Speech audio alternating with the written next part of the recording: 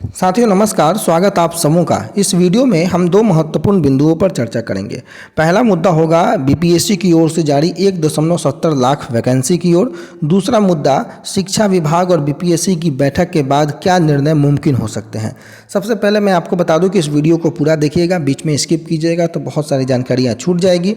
दो महत्वपूर्ण मुद्दे हैं। पहला, एक तो निगेटिव मार्किंग का प्रावधान और दूसरा जो क्वालिफाइंग पेपर है, इंग्लिश अनिवार्य करके जो क्वालिफाइंग पेपर है, उस दोनों के पक्ष में शिक्षा विभाग शुरू से नहीं था, ऐसा सूत्रों के अनुसार जानकारियां मिल रही हैं।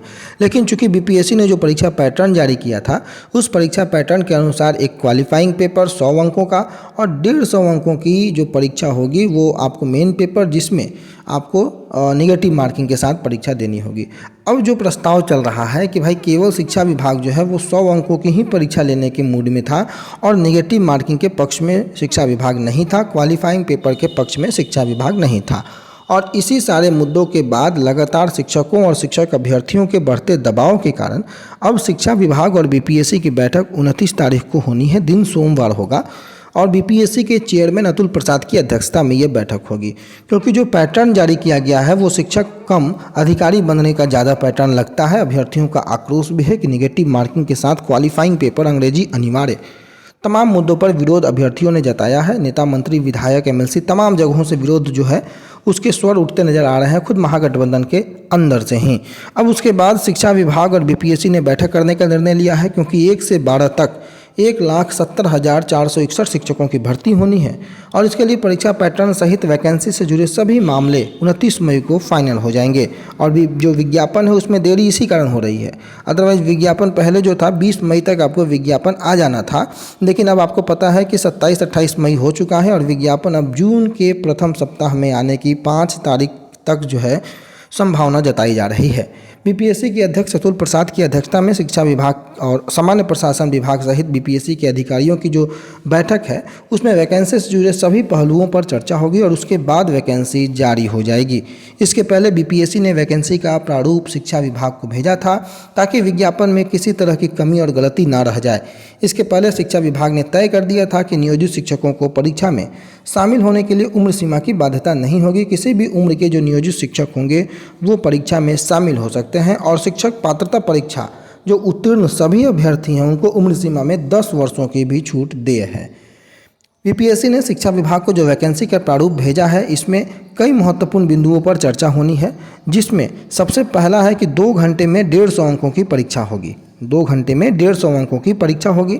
निगेटिव मार्किंग होगी, यानी एक प्रश्न के 5 विकल्प होने की स्थिति में 4 जो प्रश्न के गलत उत्तर पर 1 अंक, जबकि एक प्रश्न के 3 विकल्प होने की स्थिति में 3 गलत उत्तर होने पर 1 अंक कटेंगे। ऐसा बीपीएससी ने प्रस्ताव भेजा है। 150 अंकों के पेपर में 100 अंक विषय के और 50 अंक सामान्य अध्ययन के रखा गया है, लेकिन 100 अंकों का क्वालिफाइंग पेपर में जो है वो 30% लाना अनिवार्य किया गया है। 30 से कम लाने पर अभ्यर्थियों को आगे नहीं बढ़ने दिया जाएगा, उन्हें फेल कर दिया जाएगा और मूल कॉपी की जांच उनकी नहीं होगी। टेट या स्टेट उत्तीर्ण फ्रेश अभ्यर्थियों और नियोजित शिक्षकों की परीक्षा एक साथ होगी, ऐसा इन्होंने बीपीएससी ने आगे भेजा है। लेकिन अगर शिक्षा विभाग के बारे में अगर आप सोचें या उनके बारे में जानकारी निकालें तो शिक्षा विभाग इस पक्ष में था कि जो परीक्षा का मूल पत्र है वो 100 अंकों का ही हो और निगेटिव मार्किंग नहीं रखा जाए। क्वालिफाइंग पेपर के पक्ष में भी शिक्षा विभाग नहीं था और यहीं से जो है पेंच फंसना शुरू हुआ है। हालांकि सोमवार को बैठक में ही जो है परीक्षा पैटर्न फाइनल हो जाएगा और 1 से 12 तक 1,70,461 शिक्षकों के लिए भर्ती का जो पैटर्न होगा वो जारी फिर से एक बार होने की संभावना है। हालांकि परीक्षा को लेकर के तिथि 19, 20, 26 और 27 अगस्त जारी कर दी गई है। अब देखना है कि आगे क्या होता है, लेकिन एक बार पुनः परीक्षा पैटर्न में बदलाव के साथ ही विज्ञापन जारी होगा, इसकी प्रबल संभावना। और 29 मई को यह सारी चीज़ जो है वो क्लियर हो जाएंगी कि आखिर आगे परीक्षा किस रूप में बढ़ेगी, निगेटिव मार्किंग रहेगी या नहीं रहेगी, क्वालिफाइंग पेपर के साथ परीक्षा देना होगा या फिर केवल एक पेपर को ही आपको देना होगा बगैर निगेटिव मार्किंग के। तमाम बिंदुओं पर आने वाले 2 से 3 दिनों में आपको क्लैरिफिकेशन मिल जाएगा और आने वाले 1 हफ्ते के अंदर या फिर यूँ कहें कि 5 जून जो है वो विज्ञापन आपको जारी हो सकता है, 5 जून तक, क्योंकि जो महत्वपूर्ण बिंदुओं बिंदुओं पर जो अभी अनुमोदन बाकी है शिक्षा विभाग का, उसके बाद ही विज्ञापन जारी किया जा सकता है। तो फिलहाल के लिए इन्हीं सभी बिंदुओं के साथ, महत्वपूर्ण जानकारियों के साथ आपको इस वीडियो में यहीं छोड़े जाते हैं। अपना बहुत ख्याल रखिएगा। धन्यवाद।